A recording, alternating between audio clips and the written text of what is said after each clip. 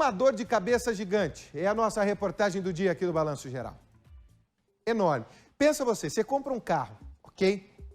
Quase um ano depois, a polícia bate a tua porta e fala, vem cá, amigão, precisamos conversar, mas é lá na delegacia que vai ser o nosso bate-papo. O quê? O que eu fiz? Esse carro que você tá aí é roubado. Roubado?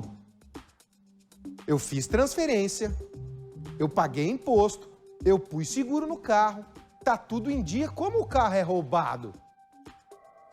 Pois é, o carro era roubado. E essa família só descobriu tempos depois, quando a polícia bateu a porta. E sabe o pior? Eles estão sendo vítimas de tiração de sarro até dentro da própria família.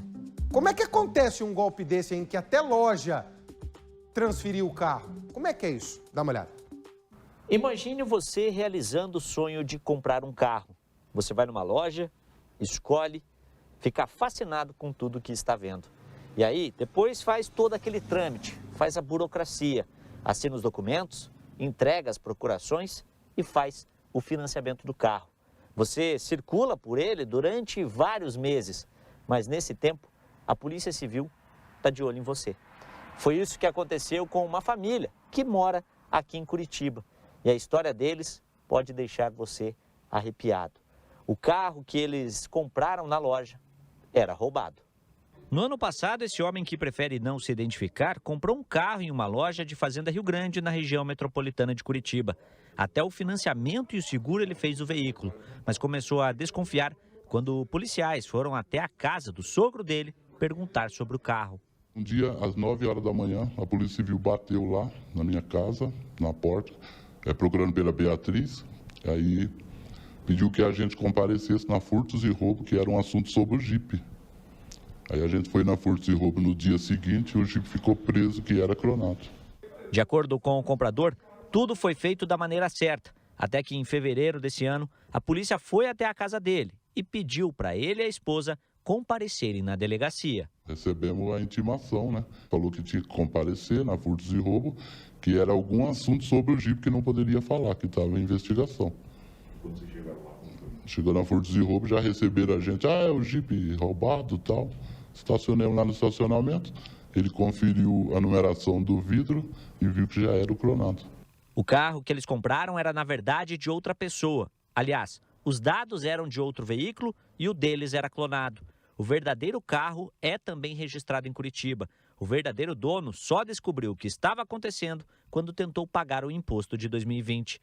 Esse é o boletim de ocorrência que o proprietário do carro fez na delegacia. E foi aí que o caso começou a ser investigado. Nele, o dono do verdadeiro carro diz que quando tentou pagar o documento, percebeu que estava em outro nome. Fizemos em 48 vezes de 1932 e pago tudo certinho, tudo no dia. Só que o proprietário verdadeiro agora entrou com um processo na justiça contra as pessoas que, sem saber, compraram um carro roubado.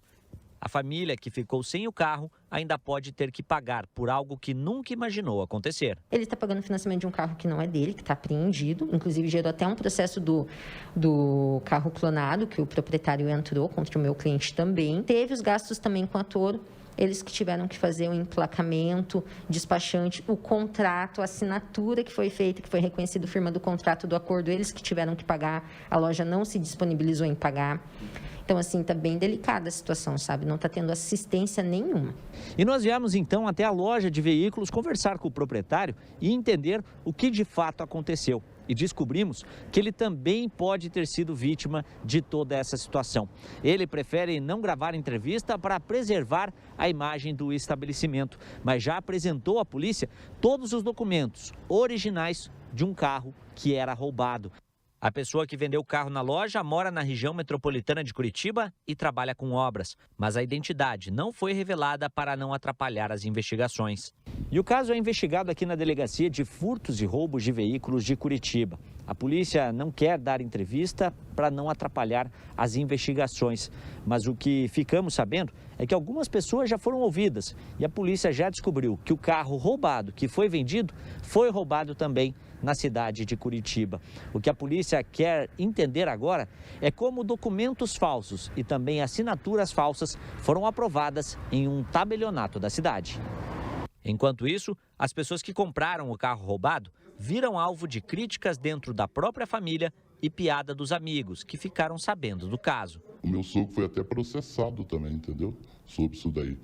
Aí gerou confusão na família, ele e a filha dele, por causa disso daí. E até o pessoal do trabalho dele, que ele tem 10 anos lá de empresa no trabalho dele, o pessoal fica tirando barato dele. Comprou um Jeep e não pagou, tal. Isso aí causou uma confusão muito grande entre a família ali, entendeu?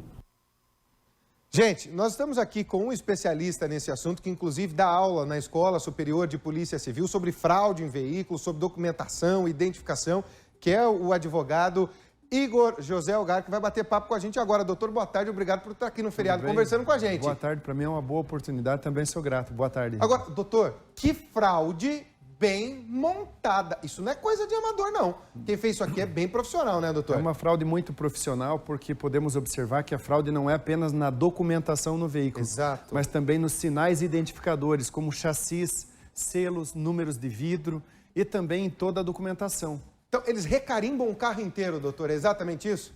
Na verdade é feito um dublê, onde existe um veículo com aquelas características de uma pessoa que nem está sabendo, por vezes, e todos os sinais identificadores do veículo e da documentação, eles são clonados, ou seja, eles são transportados de um documento para o outro, de um carro para o outro, e muitas das vezes quem compra, quem comercializa e também o proprietário do veículo legal acaba por não saber, e só uma situação fatídica como essa que houve do IPVA é que vai levar a ter essa informação. Vamos pensar assim, doutor, um carro vira dois. Se eu tenho lá um carro branco, vou dar um exemplo aqui da Toro branco, né, esse veículo.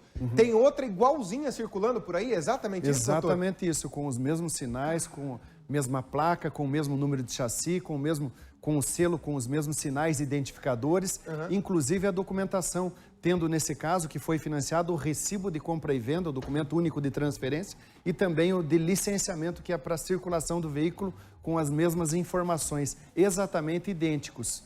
Para que isso não aconteça, muitas das vezes a gente dá a sugestão que seja feita uma perícia técnica veicular quando compra um veículo, porque é emitido um laudo onde profissionais mais capacitados, até com mais experiência, podem atestar essas informações do veículo e os sinais que eles são quentes, diria, né? Ou seja, são fidedignos. Agora, doutor, vamos lá. Eu fui numa loja, a loja me transferiu, o banco financiou, eu mudei o documento num cartório, tirei gravame para fazer financiamento, tudo que era possível. Como é que eu que comprei esse carro agora vou ser responsabilizado, doutor? A responsabilização nesse caso é uma responsabilização civil, uma apuração criminal. Eu entendo que nesse caso não há nenhuma conduta dolosa pelo comprador, talvez também não pela loja de veículos, no fito de cometer um crime, mas sim quem fez a adulteração e passou para essas vítimas. Eu acredito que ambos nesse caso sejam vítimas. Né, doutor? Sim, acredito, não tenho conhecimento da apuração do inquérito, mas é muito comum que essas partes sejam vítimas. O senhor falou da perícia. Às vezes a gente fala assim, ou até vê propaganda de carro, veículos periciados. Sim. Isso indica, então, que estamos sabendo que pelo menos roubado ou dublê, cabritado, o carro não é. Eu vou te dizer que a perícia assegura muito mais, não que ela não seja falível, pode ser falível, porque as adulterações hoje elas são muito minuciosas, são feitas com muitos critérios idênticos ao do fabricante e também idênticos ao do Detran. Então, por vezes acaba até passando na perícia, mas são casos muito raros. Doutor, a gente pode perceber que o antigo dono vítima, que ele também fala, eu fui pagar lá o carro, aí que eu fui achar esse PVA. A loja, o novo dono. É um grande esquema que acontece por aí, doutor, que está colecionando vítimas? É um grande esquema. Recentemente eu fui procurado também para atender situações análogas a essa, e isso realmente se repete, e infelizmente são pessoas, né, são quadrilhas que são especializados, porque é uma série de procedimentos até chegar a isso daí. Existe um procedimento mecânico nos sinais identificadores do chassi, do número do motor, procedimento de selos, etiquetas, procedimentos de vidro, procedimento de documentação, procedimento de cartório, que tem que haver o crime de falsidade ideológica, porque uma pessoa chega no cartório se identificando com o nome do proprietário legal do outro veículo que está em situação regular. Então é uma sequência, eu diria que é uma tarefa multidisciplinar dos criminosos para chegar até a efetiva venda de um veículo adulterado. E você não tem a dúvida que entra em corrupção também, porque tem que ter esquema com quem faz, pegar a origem de documentos, né? Muitas pegar informações que só o matriz, Detran né? tem, sim. Informações, inclusive existem números de segredo na documentação do veículo Olha isso. que nem a polícia consultando tem essa informação. Que doideira. Mas os criminosos têm. E aí ele passa e até transfere muitas vezes no Detran o carro e o proprietário está andando com o carro, nem está mais em nome dele o carro legal. Nossa, está na hora da polícia, então, dar uma resposta, nem que seja com o GAECO, com o Ministério Público, porque a coisa realmente é bastante grande. Doutor, muito obrigado por esclarecer pra gente aqui, viu? Para mim é uma grande oportunidade, sou muito grato também. Um abraço. Obrigado. Até a próxima. Até a Doutor próxima. Igor José Algar Obrigado. conversando com a gente aqui pela esquerda, doutor. Muito obrigado. Nesse dia esclarecendo. Olha que loucura, gente. Número que nem a gente sabe que existe, eles sabem. Os caras são bons, né? Os caras são bons para fazer coisa boa, não, mas para fazer ruim eles são ótimos.